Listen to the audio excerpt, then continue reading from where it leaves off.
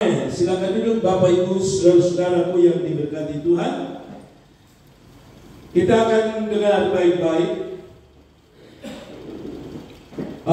Sebelumnya saya minta kasih nama dulu.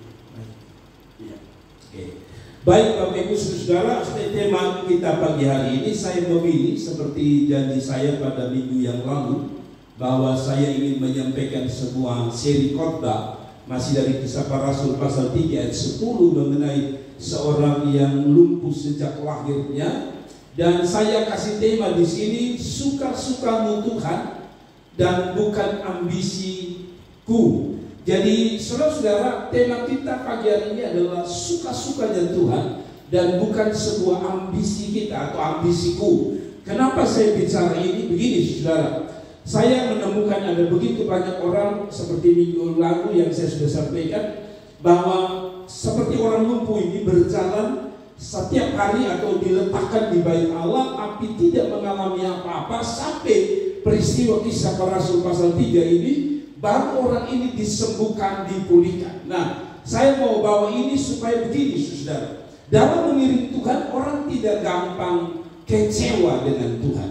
Ada begitu banyak orang gampang kecewa dengan Tuhan karena dia berpikir begini, semua yang terjadi dalam hidup saya adalah maunya saya, maksudnya ikut maunya kita.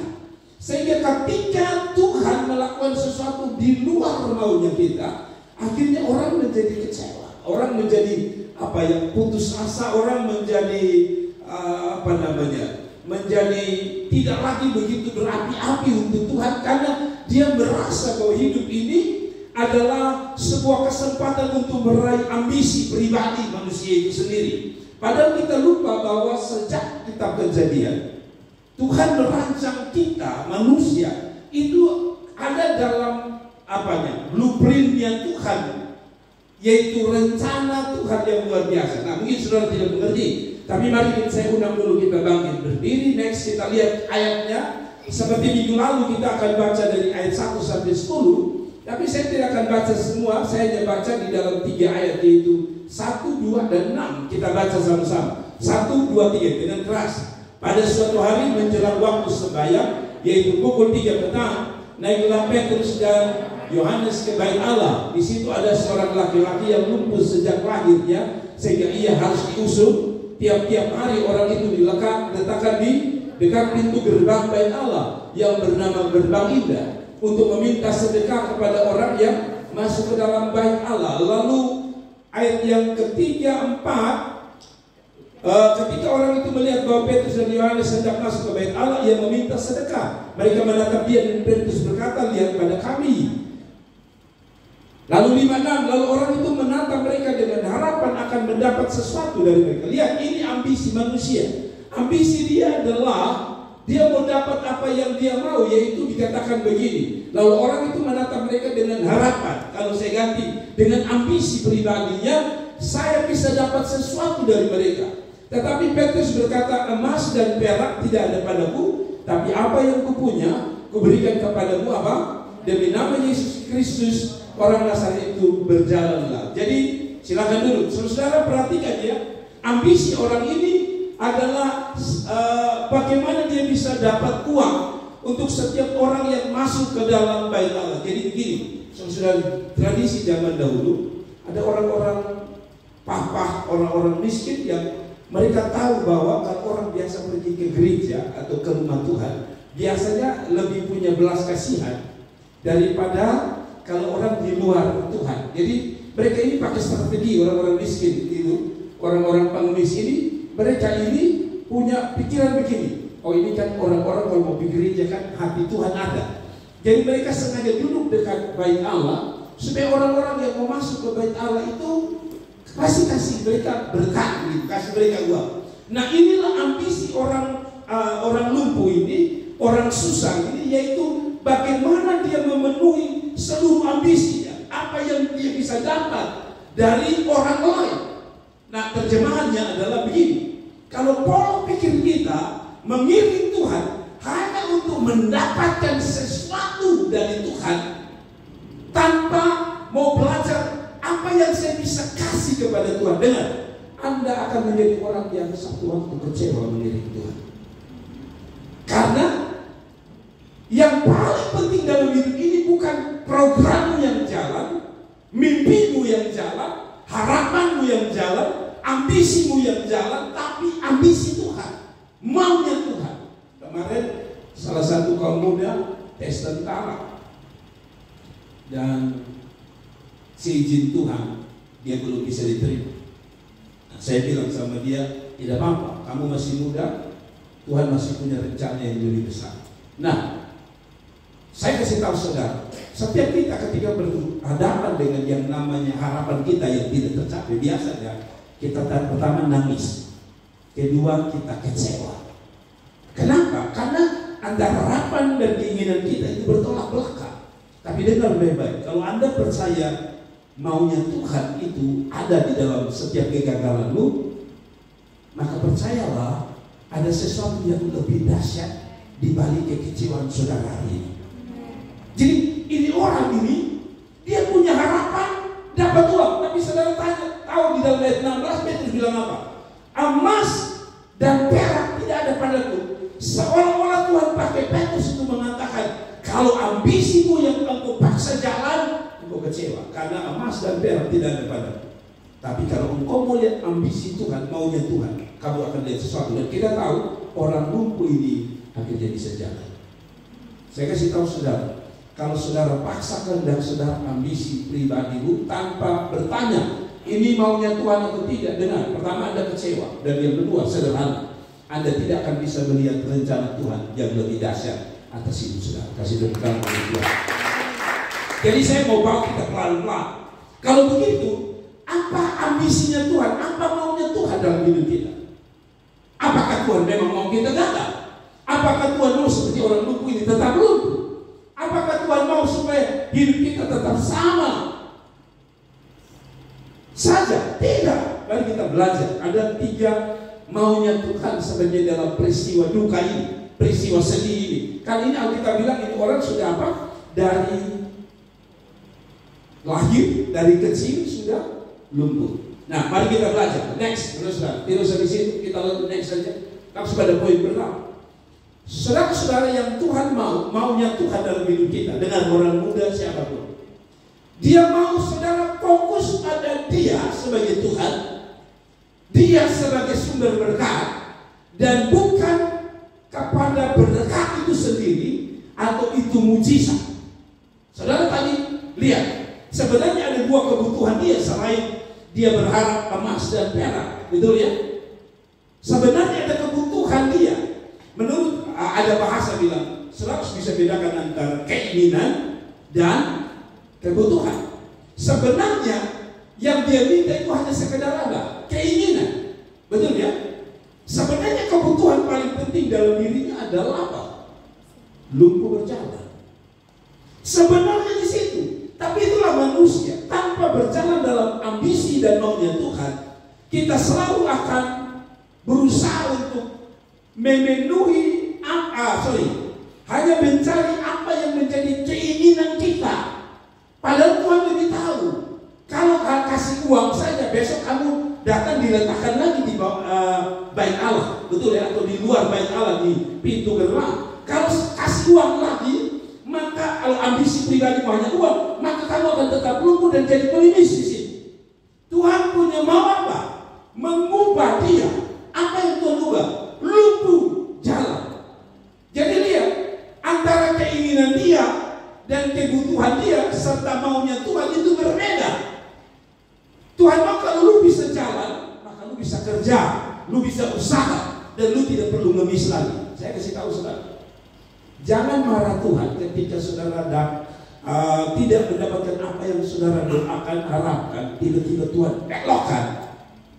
Saudara bilang sama Tuhan, oke Tuhan, sampai di sini saya kecewa, pasti saya kecewa. Tapi saya akan belajar bersyukur dan saya mau lihat apa sih maunya Tuhan dalam hidup saudara. Ngerti ya? Orang muda dengar. Kalau saudara berjalan rasanya mimpi saudara tiba-tiba seperti kok begini Tuhan, saudara harus tunggu di situ dan bilang sama Tuhan, oke, lanjutkan Tuhan, saya mau lihat apa nih cerita selanjutnya. Saya sampai di sini saya tidak ngerti Tuhan, tapi lanjutkan. Dan ternyata kita lihat keinginan dia hanya mau dapat uang, keinginan Tuhan menyembuhkan dia. Saya kasih tahu saudara, kalau ambisi fokus saudara pada berkat Tuhan, Anda pada kecewa. Makanya Petrus bilang apa? Emas dan perak tidak ada padaku, yang kupunya dalam nama Yesus berjalan. Pilih ada uang tapi tidak bisa jalan, atau pilih Tuhan bisa jalan. Kalau saya bilang, kalau saudara pilih maunya saudara, satu waktu kerinduan saudara tidak akan jalan seperti orang lupa. Saya kasih contoh. Kalau saudara berpikir misalnya contoh sederhana, yang mau jadi polisi, jadi tentara, sebenarnya bisa Tuhan kasih jadi polisi bisa, tapi rasanya Tuhan no, bukan di situ atau bukan saatnya. Lalu kita marah sama Tuhan. Ya, saya punya cerita. Ada satu wanita yang saya kenal baik, sangat dekat.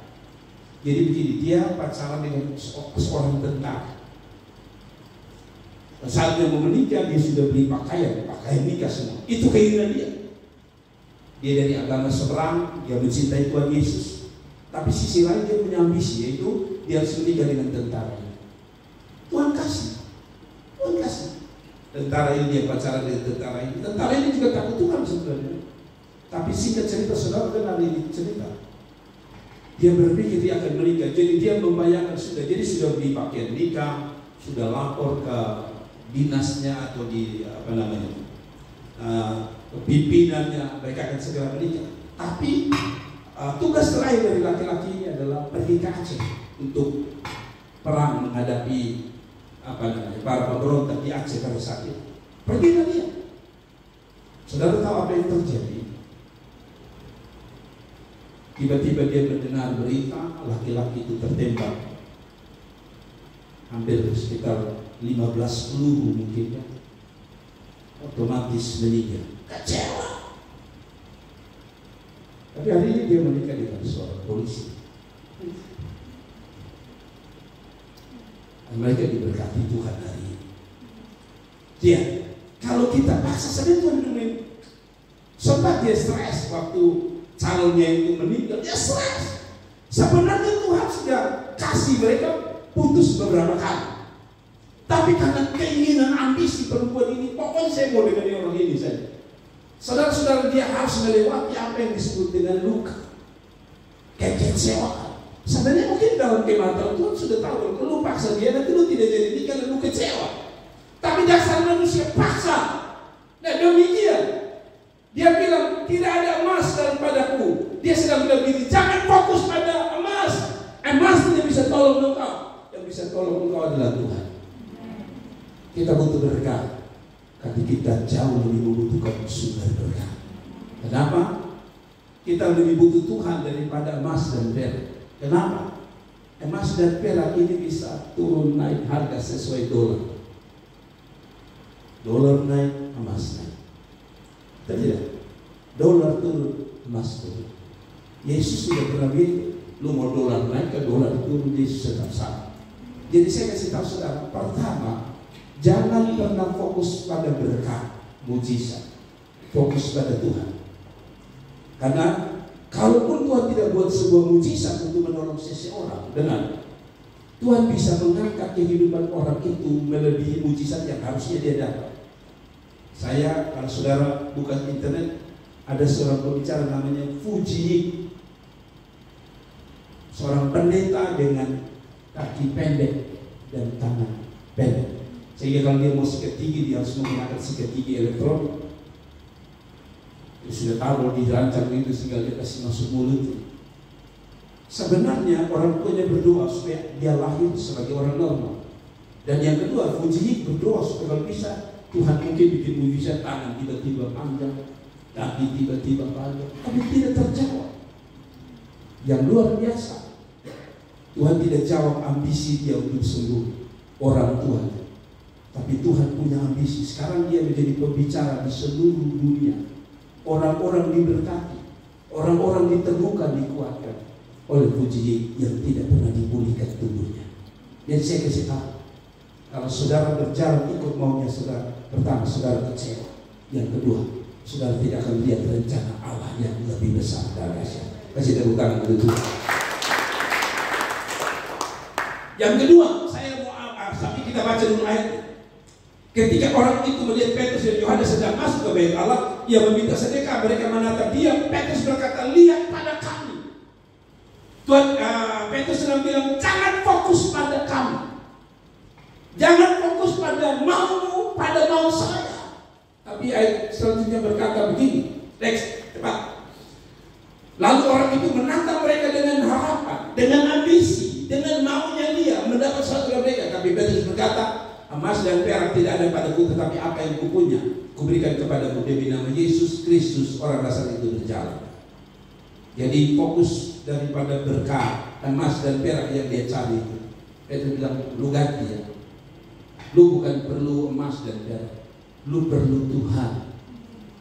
Saya kasih contoh yang paling gampang. Sudah mengerti ini ayat. Kenapa butuh Tuhan itu jauh daripada emas dan perak? Saya sudah ulang-ulang bicara di sini. Saya punya tetangga yang kami waktu masih susah, mereka sudah punya mobil sampai 2-3. Sudah mobil lebih dari 2-3. Wow, kaya luar biasa. Tapi maaf ya, saya dengan biji mata kepala saya sendiri melihat mereka, tidak ada yang, hampir tidak ada yang lulus SMA. Kaya. Beda dengan bapak saya yang jatuh bangkrut, mau susah. Tapi kami ada 2 orang yang sarjana, yang lain kerja semua. Salah satu kakak saya kerja di Bank NTT dan dia memegang salah satu tempat strategis di Bank NTT.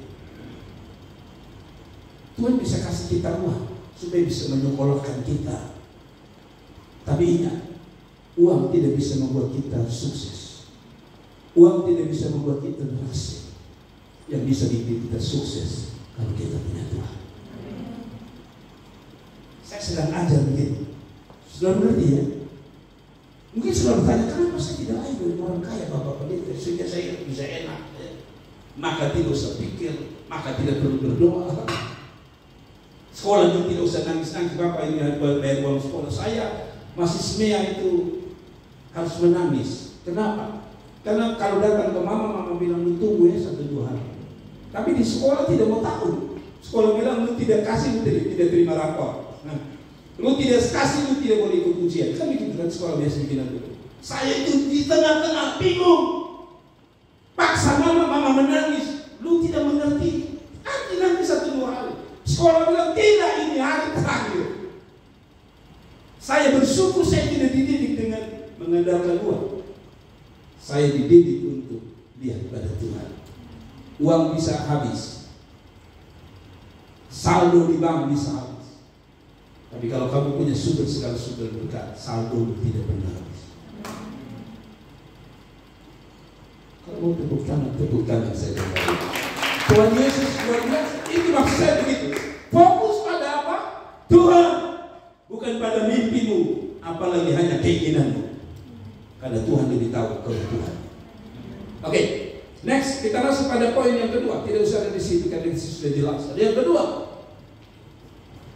mau-maunya Tuhan. Apa yang saya maksud mau-maunya Tuhan dan bukan ambisi kita. Yang kedua, Tuhan mau supaya kamu dan saya fokus dekat dengan Tuhan dan bukan dengan kalau saya tulis di sini istilah begini. Fokus dengan Tuhan alias fokus dekat dengan rumah Tuhan daripada fokus dengan rumah pribadi. Maksud saya begini. Tuhan itu mau begini. Sebenarnya bukan dia tidak bisa kasih orang lumpuh itu sembuh dari awal. Dia bisa kasih sembuh. Sebenarnya Tuhan bisa gerakan Petrus untuk kasih uang atau emas dan perak. Tuhan bisa sentuh hati orang untuk kasih sesuatu kepada mereka, betul tidak? Tapi mengapa Tuhan izinkan dia lumpuh bertahun-tahun? Padahal saudara tahu dia ada di seputar mana? Bait Allah, yaitu di gerbang bait Allah. Saya saja kalau lihat orang, kemarin saya bawa mobil dengan istri antar salah satu jemaat pulang, di lampu merah ada orang jual koran. Sebenarnya saya tidak akan beli koran, karena buat apa beli koran? Sekarang semua ada di HP. Tapi saya paling tidak bisa lihat orang susah di lampu merah. Apalagi sudah susah dia punya kelemahan fisik. Jadi saya lihat ada bapak satu malam sudah tua, mungkin bekas stroke, jual koran. Saya tidak perlu koran. Tapi karena dia lewat situ dengan keadaan itu, saya tersentuh hati. Saya manusia berdosa ini masih tersentuh hati. Akhirnya saya bilang, balik. Saya bilang sama jemaat, ini hanya alasan saja. Sebenarnya saya tidak perlu. Saya beli korannya. Hati saya berbelas kasihan.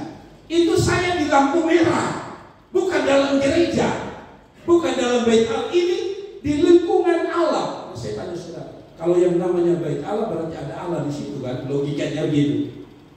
Masa saya yang orang berdosa lihat orang susah di lampu merah saja tergerak kasih sesuatu?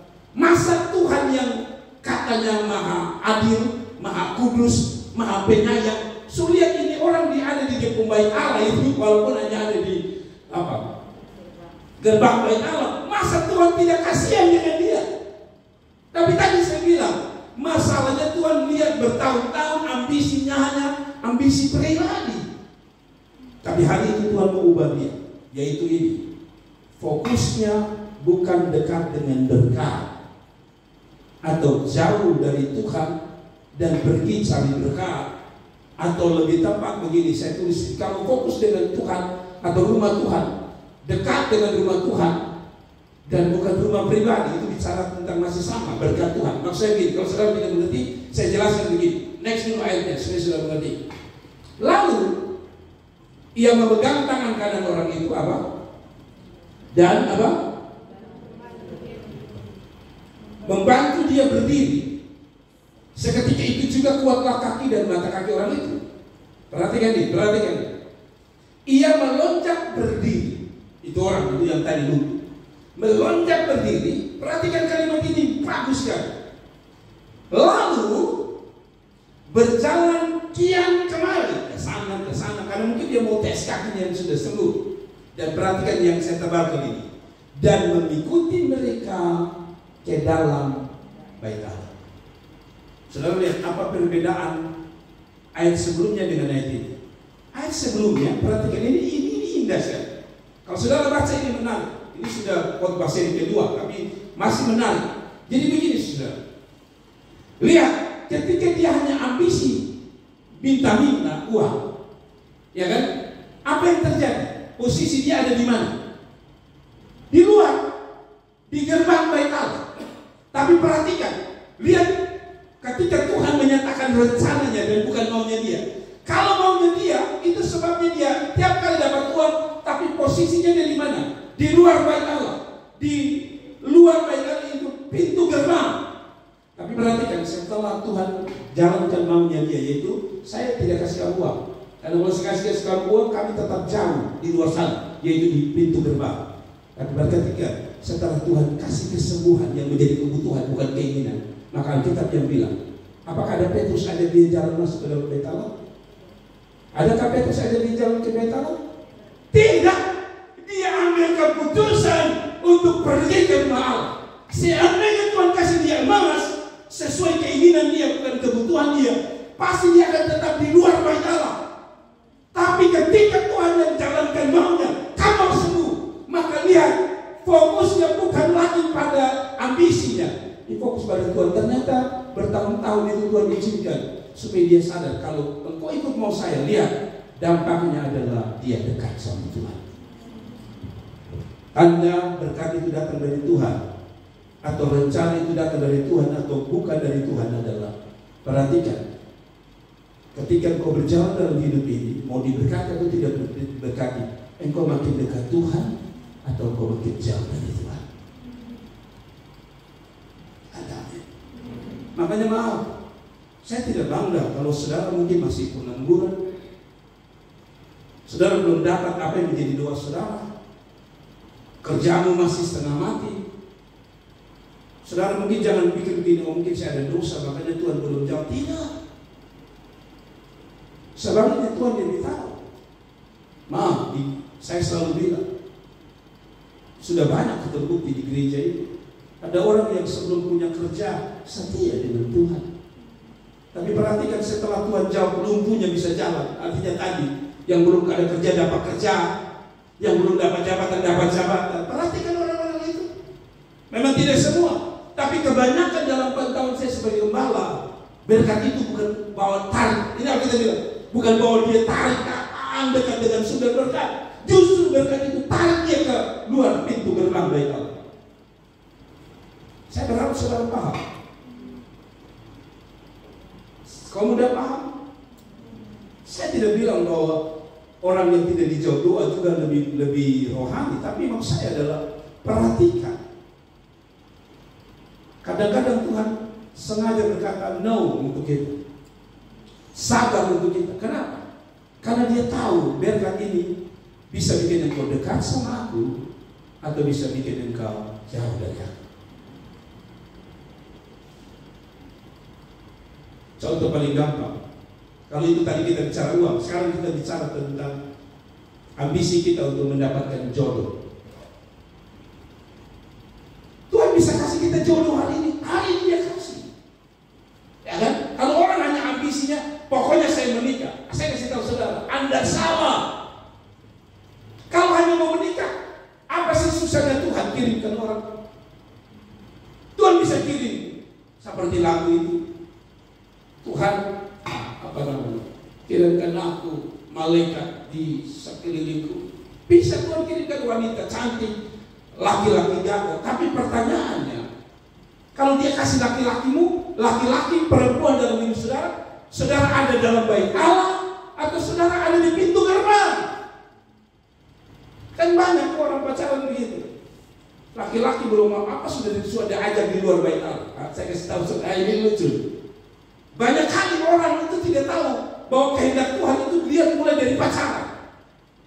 Sebenarnya ini sudah cocok dengan orang-orang sekarang. Anak muda sekarang kan begitu.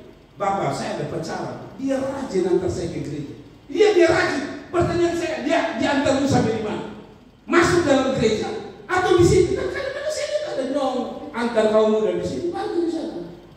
Lalu setelah kebaktian saya lihat dia jemput lagi. Ini di pintu gerbang. Kalau ada laki-laki di pintu gerbang, bilang sama dia, kau bukan dari Tuhan, pergi dalam nama Yesus. Pintu gerbang juga bicara tentang orang tua berumah. Kalau laki-laki itu datang dari Tuhan, dia pacaran, dia tidak akan dulu lepas di gerak-gerak sana. Dia akan ketemu Bapa di dalam rumah. Selamat malam Om. Tadi kita sudah jalan-jalan ini, saya antar. Coba Bapak periksa dari ujung kepala, ujung kaki, kuku semua. Tadi dia cek masih tidak terkupas. Itu baru namanya datang dari Tuhan. Tidak ada kata. Tapi kalau tidak datang dari Tuhan, antarnya di mana? Gerbang. Dengan alasan gini, sampai kita mau antar sampai dalam, tapi dari Bapak hukum bisa kita takut. Kalau cinta itu kan katanya api pun sekali. Tidak ada kata. Tapi ini baru Bapak hukum bisa takut bagaimana? Tapi sebenarnya itu putar balik. Itu tanda orang di luar bait Allah alias di gerbang. Ini selalu dia. Saya ketika dulu dia betul juga. Ada banyak orang suka di pintu gerbang dan bukan di bait Allah yang terang dan terang. Nah itu. Jadi dengar. Jadi dengar. Tuhan mau kita bukti bahwa kita dapat berkat dari Tuhan. Ambisi Tuhan yang sedang jalan adalah perhatikan. Kamu makin masuk dalam bait Allah makin dalam, atau kamu ada di pintu gerbang alias di luar dan jauh dari Tuhan. Amin. Saya tidak lihat ya, saya buka muda di sini kok ada antar-antar di pintu gerbang. Saya belum pasang CCTV yang bisa pakai suara. Kalau saya pasang saya bilang, kenapa turun di situ? Kasih masuk dia satu kali. Kan ada sekarang CCTV yang bisa bicara. Amin. Bukan untuk pencuri, untuk dia yang selalu ada di pintu gerbang. Jadi tanya dia, Kalau pacaran tanya dia, lu antar saya sampai pintu gerbang atau masuk ke waktu yang sana? Kalau wilayah nanti minta jemput dulu, harus habis dulu, habis. Kasih tahu dia, kau bukan dari Tuhan, kau dari setan, kuasa kegelapan, dan tidak namanya. Jangan ngomong gitu, tapi intinya sudah mengerti ya. Banyak orang dapat berkat, tapi kasihan berkat itu tidak bawa dia dekat sama Tuhan, bawa dia dalam bait Allah, tapi dia selalu ada di gerbang bait Allah. Mengerti? Nanti kalau sekali juga gitu sama lagi, dia masih bawa di roh gerbang bait Allah. Bangun pagi mama bilang, Bapak siap sudah di gereja. Mama bisa, nanti Bapak berpuluhan ayo laki-laki pintu gerbang itu gitu. Kalau duduk sama-sama seperti Pak dan Ibu, maka Andreas dan anak kan manis kan, duduk di kebaktian sama-sama. Ya, dan saya kasih ingat saudara, lebih baik aja dia mulai dari masa pacaran. Kenapa? Karena nanti lu susah banget. Ketika lu ada beban, duduk sendiri, lu menangis sendiri. Padahal kita bilangnya, di mana ada 2-3 orang berkumpul Tuhan hadir, jadi Tuhan. Bagaimana lu mau klaim jadi Tuhan 2-3 orang Tuhan hadir?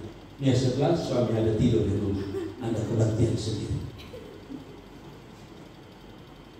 Ini kata cari yang bukan hanya pacaran sama-sama, kebaktian sama-sama. Ada? Iya Bapak, beta rindu begitu. Pokoknya beta ada di mana dia di sini. Itu yang bagus. Jangan lu ada dalam beta, Allah dia di gerbang.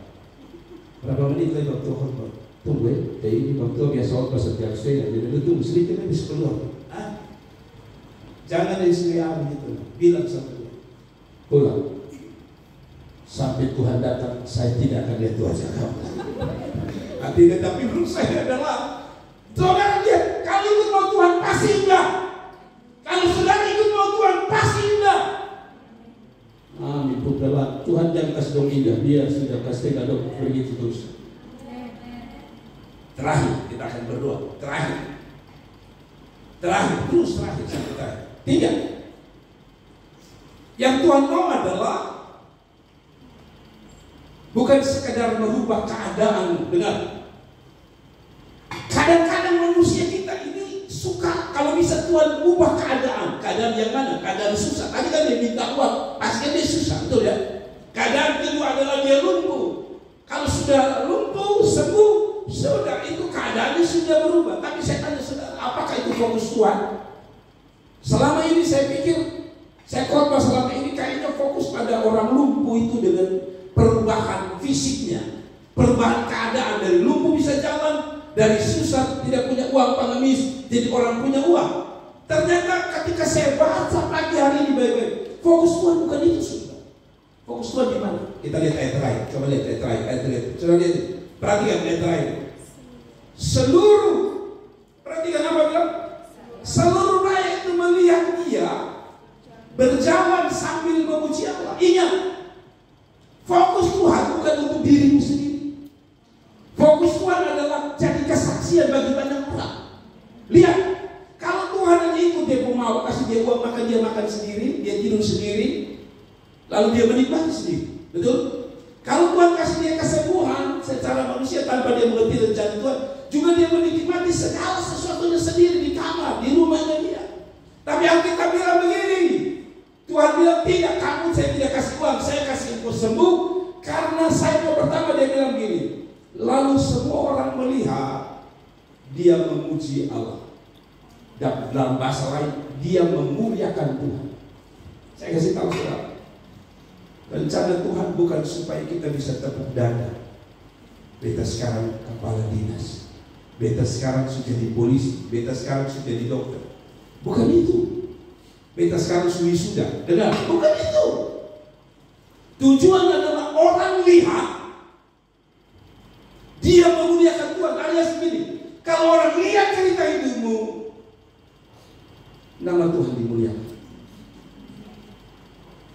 Jadi saudara-saudara kalau sadar bahwa setiap apa yang Tuhan buat dalam hidupmu untuk kemuliaan Tuhan, itu adalah fokus yang benar, karena itu datang dari Tuhan. Karena ada orang begitu kok, selalu saya bilang, belum ada kerja, rajin doa, rajin gereja, rajin melayani, rajin apa lagi, semua dia buat untuk Tuhan. Tapi setelah itu apa yang dia buat? Setelah jadi polisi, jadi pejabat, statusnya bukan lagi di rumah Tuhan. Statusnya tulis kunjungan kerja ke Bogor, kunjungan kerja Australia. Apa itu tujuan Tuhan?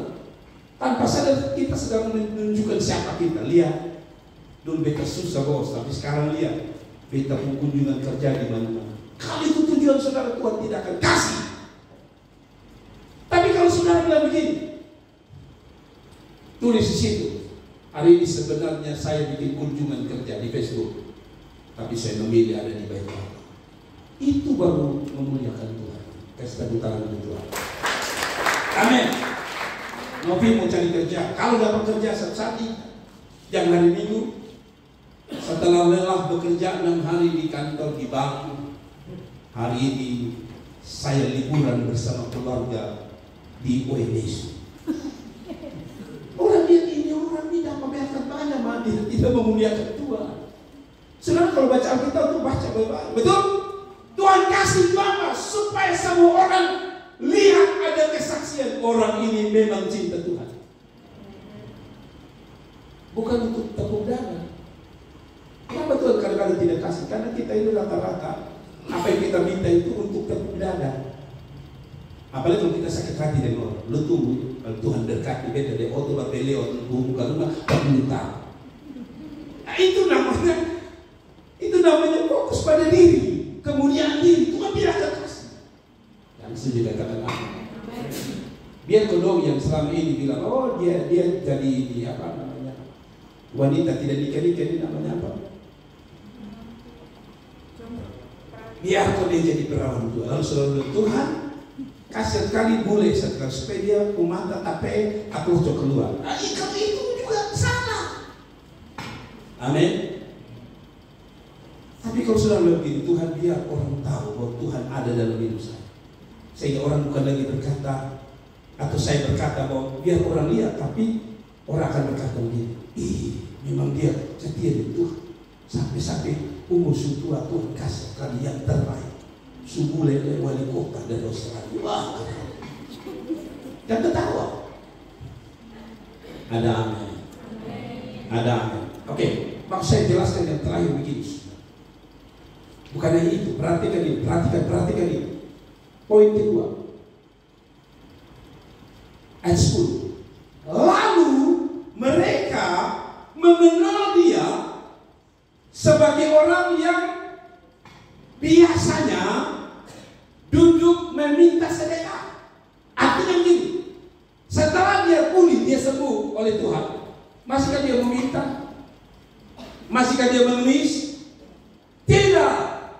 Apa artinya? Ternyata Tuhan bukan sekedar punya tujuan mengubah keadaan dia dari lumpuh bisa jalan, tapi supaya orang lihat ada kehidupan rohani yang berbeda. Jadi begini, apa gunanya Tuhan ubah kamu dari miskin jadi kaya, tapi rohanimu kacau balau? Kan begitu tuh. Lihat Tuhan bilang, orang lihat, dia sudah berubah. Dia bahasa sederhana, dia sudah berubah.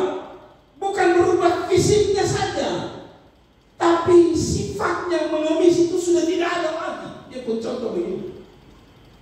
Buat apa Tuhan kasih kamu jadi polisi? Ya saya minta maaf. Ada ini kan ada banyak kasus oknumnya, oknum. Jadi polisi kasih ambil orang tua anak sampai 5 anak orang.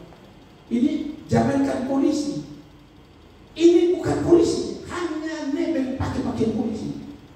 Saya baca di internet ada 10 gadis cantik yang sudah dia kawin, belum jadi polisi saja, susah pun. Nah kalau dia jadi perwira lain kemana? Itu yang Tuhan bilang begini. Sebenarnya bukan Tuhan tidak mampu ubah keadaan kita, tapi Tuhan mau ubah dari dalam dulu diri kita. Saya kasih contoh. Kenapa Tuhan harus ubah yang dari dalam dulu, baru Tuhan kasih kita berkat? Begini, dengan penjelasan saya sederhana. Saya selalu bilang begini, berkat yang Tuhan kasih, dengar saya bahasa. Berkat yang Tuhan kasih, tanpa kesiapan diri untuk menerima berkat itu akan menghancurkan saudara. Saya ulangi lagi, saudara dengar baik pernyataan. Tanpa persiapan diri yang matang secara rohani, maka berkat jasmani itu bukan akan membuat engkau makin lebih baik, tapi akan membuat hidupmu makin hancur. Maksudnya Bapak begini, kalau orang itu dikasih tadi saya bilang jabatan, polisi, tentara, dokter. Lihat, ada dokter yang berobat itu benar-benar dengan kesungguhan hati, ya kan? Yaitu dia akan tanya, lalu dia akan usaha kasih obat yang terbaik, lalu Anda sembuh. Tapi kan ada dokter yang sekedar, ya tidak semua ya, ini oknum. Hanya begini, ambil itu alat, taruh di jadinya, tarik nafas, lepas, pasti begitu. Kalau banyak kedok, tarik nafas, lepas, 3 kali, tarik nafas. Lalu tanya berapa? 150. Ya kalau tarik nafas, saya tarik sendiri sekarang. Mengerti mau saya? Tarik nafas batas. Oh, saya baru lihat 150 pantas. Tahu tadi saya tarik 1 kali saya. Karena 3 kali mungkin 1 kali tarik 50. Saudara mengerti ya? Sedih, dokter perlu uang, ada sekolah juga butuh uang. Tapi motivasinya bukan lagi uang semata, tapi melayani itu orang sampai sembuh. Saudara pernah ke rumah sakit, ada bidan yang pas kita muncul, ada yang bisa kita bantu. Itu enak kan? Ada itu yang kita datang, padahal kan dia digaji. Gara-gara saya datang berobat, dia digaji. Tapi kita baru muncul, saya apa? Hai, saya pikir kita mau sakit itu langsung sembuh atau tambah parah. Saya pernah alami nah. Saya datang lapor dia. Saya buka kesakit, jadi saya lapor. Ini sakit. Nama siapa? Untuk kita orang tua. Nama siapa? Nama ini. Saya masih sabar. Nama ini saya masih senior. Sakit apa? Karena baru datang. Saya pikir kenapa baru datang itu urusan saya. Tapi kan selalu pernah alami itu. Makanya saya bilang saya paling suka ke bank itu lain. Ini maaf ya, kita tidak mengolok orang. Ini muka sudah pas-pasan orang di sana. Seberapa lama? Batu berapa? Kenapa lu batu baru 100? Beda dengan bank itu kebanyakan wanita cantik. Kita baru masuk dulu. Bapak silakan dulu, ada yang bisa kita bantu. Nah ini baru model begini. Betul kan? Mengenal dia sebagai orang yang berubah, bukan berubah fisik, karakternya berubah. Ada amin. Katanya betul. Orang itu katanya mau lihat karakternya saat dia diberi kedudukan. Lihat kita berteman dulu kan, masih sekolah sama-sama, makan keripik sama-sama satu piring, ya kan? Makan bubur satu piring, masih kuliah, super mie satu. Habis dia makan, kita makan lagi satu set. Tapi lihat ketika dia sudah jadi kepala dunia, ketemu kita, dia mencari jalan sesuatu. Yang dulu jalan biasa saja, sekarang ini dia lebih. Sudah baik, itu bahasa satu dulu juga pernah tolong lu, kasih makan lu. Tapi itu yang terjadi. Tuhan kasih berkat bukan supaya itu tambah sombong. Amin. Tuhan kasih kecantikan bukan supaya lu sombong, bukan. Tuhan kasih mobil bukan supaya lu sombong, bukan. Supaya orang tahu ini orang dulu begini, sekarang dia begini. Ini orang ini setan itu dulu sombong. Tapi lihat sekarang ini, dilihat di gereja, di stasiun dia selalu ada di rumah Tuhan. Dia kaya dia, kayak biasa saja. Rendah. Nah, ini yang maksud ayat itu bilang. Amin. Jangan ada kaum muda di sini. Saya sudah khotbah, saudara dengar lalu Tuhan angkat saudara jadi kepala dinas. Saya sudah pos ada bongko-bongko di bangku baru saudara bilang, sama itu. Itu gembarku sini saya. Stay lihat. Biar kalau dia antri situ sampai dia pingsan. Dan saya mau kasih tahu saudara tidak akan jadi kepala dinas. Amin. Belajar. Tujuan Tuhan bukan membuat status kita. Saya berdoa kalau bisa. Satu waktu kita yang susah, ya Tuhan kasih sedikit berkat, kekayaan. Tapi itu bukan tujuan. Tujuan Tuhan setelah dapat berkat, hidupmu makin menyenangkan Tuhan. Amin. Kalau tidak percuma Tuhan kasih berkat itu, sia-sia. Apa bedanya dengan orang biasa? Amin. Jadi ingat, kalau sudah di bos nanti, perhatikan kawan di sini. Biasa dia kau bawa beras ya seperti ini. Dulu bermain tamborin sama-sama. Kan? Hitam semua. Kan begitu kan? Betul. Tamborin kan begitu. Kalau biru semua. Masa ketika musuh diberkati, musuh bisa memberkatinya. Itu maksud. Tuhan tidak sekedar mengubah status itu, tapi mengubah yang dari dalam. Dikatakan orang ini dikenal telah berubah. Itu maksud. Tuhan mau kamu dikenal sebagai orang yang bukan berubah secara apa tadi? Secara jismani, secara fisik. Tapi Tuhan mau adalah ubah hidup kita yang dari dalam. Tadi saya sudah bilang, saudara dengar ini sebagai penutup. Tadi saya sudah sampaikan, berkat tanpa persiapan mental rohani yang baik menghancurkan saudara. Saya sudah kasih tahu. Saudara pernah ingat ini ilustrasi ini, atau ini sebenarnya bukan ilustrasi, tapi ini cerita nyata dalam Injil. Satu waktu Yesus lihat para murid tidak ada ikan, betul ya? Dalam catatan itu saya lupa di mana, tapi dalam catatan itu karena tidak dapat, lalu mereka bawa perahu ke pinggir pantai. Dalam catatan Alkitab bilang begini. Lalu para murid itu mulai memperbaiki jalan. Ya, setelah diperbaiki, baru Tuhan bilang begini, tebarkan jalan, mereka dapat ikan. Nanti sudah cari itu cerita. Saya mulai renung, iya ya, ini persis ayat ini. Kalau saudara tidak mempersiapkan dirimu sebagai diri yang berubah karakter hidupmu, maka berkat itu akan menghancurkan karaktermu itu sendiri. Nah, seperti tadi, bayangkan kalau mereka tidak perbaiki itu jalan, lalu Tuhan bilang tebarkan jalan, lalu ikan masuk, kira-kira ikan kemana? Kan jalannya belum diperbaiki, kemana ikan itu? Datang dia hanya singgah dan pergi. Dia datang singgah dan pergi. Terakhir yang ada di jalan kosong. Demikian dengan ayat ini. Sebenarnya Tuhan bisa kasih dia emas, kasih dia perak, betul?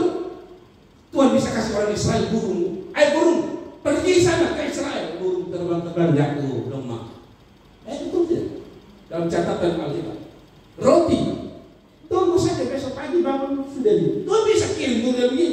Tapi akhirnya Israel itu tidak bisa ubah karakternya, tetap hanya kejar berkat. Kalau tidak ada mereka bilang pulang ke Mesir. Itu ya orang.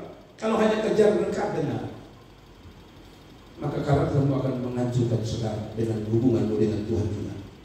Tapi yang Tuhan mau adalah seperti jalan tadi, perbaiki. Maka waktu perbaiki, jalan semua tertutup dengan baik, ikan datang dia tertampung di situ. Kadang-kadang Tuhan mau ubah mental kita dahulu. Saya minta maaf, ini kenyataan. Banyak orang terjadi.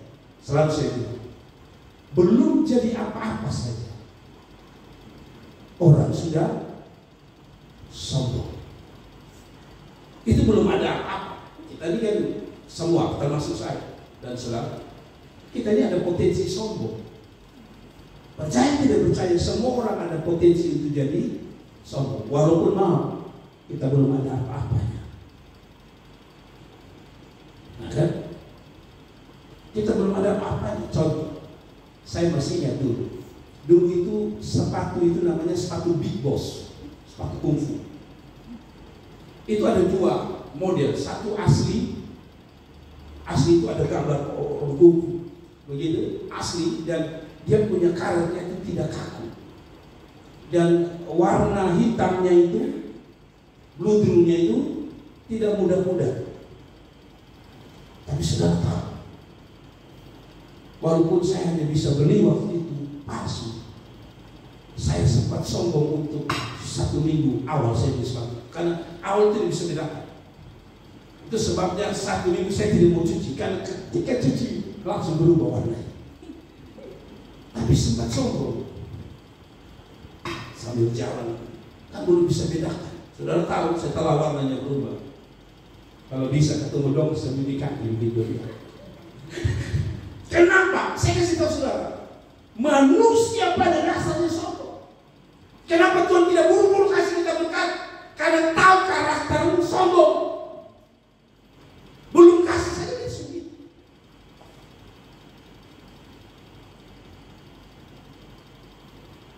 Kenapa Tuhan belum kasih? Saya berpikir begini ya, saya tutup dengan kesaksian. Ini contoh. Waktu masih muda, saya pergi pelayanan, pergi sembahyang. Jujur kami jalan kaki, di sembahyang, naik bemo, pulang jalan kaki. Semangat yang luar biasa. Lalu saya tanya Tuhan, kenapa ya Tuhan? Dulu tuh Tuhan tidak kasih mobil, kalau motor. Nah, itu kembali. Karakter saya belum siap untuk diterima berkat bersama. Belum tentu kalau saya ada motor saya pelayanan. Bisa saja. Ada kesempatan tahun-tahun di mana saya masih muda itu, siapa yang punya motor itu orang ada 8 atau 10 di belakang. Kalau mungkin saya punya, mungkin saya tidak jadi pendeta hari ini, mungkin. Karena saya lebih urus itu 15 wanita yang setiap hari ada di belakang jauh saya lindungi. Tapi Tuhan bentuk saya supaya satu waktu ada berkat, kita sadar ini berkat bukan pakai sembarang ini berkat pakai untuk memuliakan Tuhan. Hanya saya sekarang antar jemaat, walaupun ada jemaat bilang Bapak tunggu di sini, tidak, saya antar sampai buka rumah. Saya umum tidak tahu, saya antar sampai buka rumah. Kecuali betul-betul saya buru-buru. Kenapa? Karena sadar itu berkat itu dari Tuhan. Orang yang ikut jalannya Tuhan tahu ini untuk Tuhan atau itu untuk keinginan. Buat berkati kasih kebenaran kita. Mari kita bagi berdiri.